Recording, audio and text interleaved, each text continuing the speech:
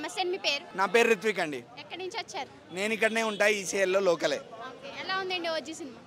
ఇప్పుడే OG Pawan Kalyan, power star Pawan Kalyan గారి most hyped movie, most anticipated movie. అంటే ఒక రిలీజ్కి ముందే ఇంత పెద్ద బజ్ వచ్చి ఇంత పెద్ద హైప్ క్రియేట్ చేసిన మూవీ ఓజీ నుంచి బయటకు వస్తున్నా. నాకైతే పూనకాలే.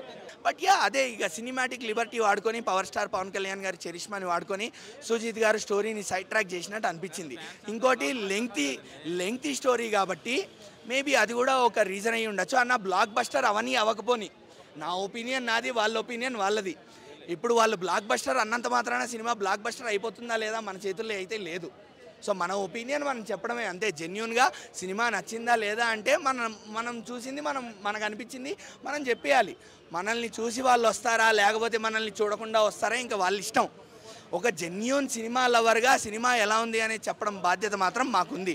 సో అందుకని సినిమా మాత్రం అబవ్ యావరేజ్. ఇంకోటి ఎందుకు నేను అబవ్ యావరేజ్ స్టోరీలో కనెక్టివిటీ మిస్ అయింది అంటున్నా అంటే, మీకు విలన్కి ఒక బ్యాక్గ్రౌండ్ మ్యూజిక్ పడింది, ఒక సపరేట్ సాంగ్ అనేది రిలీజ్ అయింది, ట్రాన్స్ ఆఫ్ ఓమీ అని చెప్పి, రాజీ ఏ తబాహీ నామే ఉస్కా ఓమీ అని చెప్పి అందరూ వినే ఉంటారు.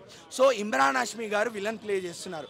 ఇమ్రాన్ హాష్మీ లాంటి పెద్ద క్యారెక్టరు పవర్ స్టార్ పవన్ కళ్యాణ్తో చేస్తున్నప్పుడు ఆల్రెడీ మన ఎక్స్పెక్టేషన్స్ పీక్స్కి వెళ్ళిపోతాయి. కానీ ఇక్కడ సుజీత్ గారు అదే చేయలేకపోయారు. విలన్ ఎస్టాబ్లిష్మెంట్ అనేది లేకుండే, విలన్ని స్ట్రాంగ్గా చూపించలేకపోయారు. ఆ స్ట్రెంగ్త్ అనేది కనిపించలేదు విలన్ దగ్గర.